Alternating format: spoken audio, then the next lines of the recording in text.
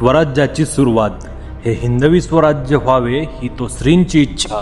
एका लहान वयाच्या मुलाच्या मनात इतकं मोठं स्वप्न होतं की ज्याने पुढे इतिहासच बदलून टाकला. तो मुलगा पुढे छत्रपती शिवाजी महाराज म्हणून ओळखला गेला. त्या काळात चारही बाजूंनी परकीय सत्तांचा कहर होता. मुघल, आदिलशाही, निजामशाही सगळे एकमेकांशी लढत होते. पण या युद्धांमध्ये मराठ्यांची माणसं नाहक मरत होती. कुटुंबाच्या कुटुंब उद्ध्वस्त होत होती आणि शेवटी उरत होती ती फक्त गुलामगिरी. एका दिवशी शिवाजी महाराज त्यांच्या मावळ्यांसमोर उभे राहिले. त्यांच्या डोळ्यात राग होता आणि मनात जळत होती स्वराज्याची ज्वाला.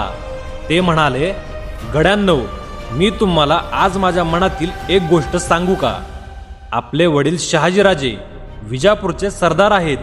आपल्याला जहागिरी मिळाली आहे, पण मला यात मुळीच आनंद वाटत नाही.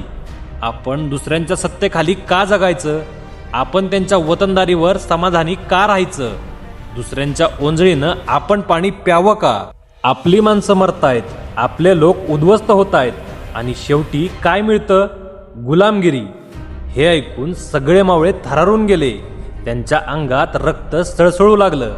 एक मावळा पुढे आला आणि म्हणाला, बोला राजे, तुमचं मन काय सांगतं ते आम्हाला सांगा. तुम्ही सांगाल ते आम्ही करू. आमचे प्राणही द्यायला तयार आहोत. सगळे एकत्र म्हणाले, हो राजे, आम्ही तयार आहोत. पुण्याच्या त्या घनदाट जंगलात रायरेश्वराचं मंदिर. त्या मंदिरात शिवाजी महाराज आणि त्यांचे मावळे एकत्र उभे होते. तेथे एक ऐतिहासिक क्षण घडत होता. शिवाजी महाराज म्हणाले, गड्यांनो, आता आपला मार्ग एकच आहे. आपण आपल्या ध्येयासाठी झटायचं. वेळ पडली तर प्राणही द्यायचे. आता आपलं एकच ध्येय आहे, हिंदवी स्वराज्य. मग सर्व मावळ्यांनी एकत्र हात उंच केले आणि रायरेश्वराला साक्ष ठेवून प्रतिज्ञा केली, स्वराज्यासाठी आम्ही आमचं सर्वस्व अर्पण करू. त्या आवाजाने संपूर्ण मंदिर दणाणून गेलं.